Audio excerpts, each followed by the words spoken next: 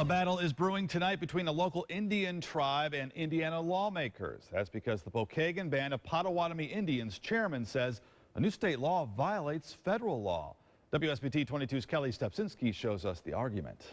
Indiana's new gaming law gives the General Assembly final say over any agreement the governor reaches with the Potawatomi Indians when it comes to a new casino the tribe wants to put here on the south side of South Bend. But the Pokagon band's tribal chair says it violates the federal Indian Gaming Act because that says they do not need to negotiate with the state.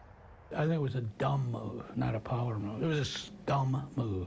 State Representative B. Patrick Bowers says he was against the gaming law from the start. He also says he's talked about it with John Warren, the chairman for the Pokagon Band of Potawatomi Indians. They appreciate the locals, but they're not too appreciative of the state trying to throw roadblocks.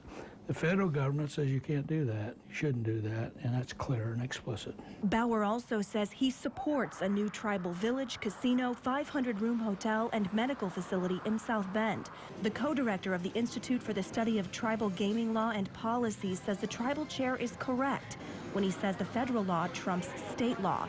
But the key, she says, is not how the state law is written.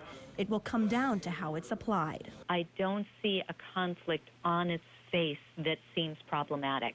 But of course, if it's not applied consistent with federal law, that will be a problem. She specifically points to a stipulation in the state law that requires the compact between the tribe and the state to include a revenue sharing provision. There are specific requirements for when revenue sharing is appropriate.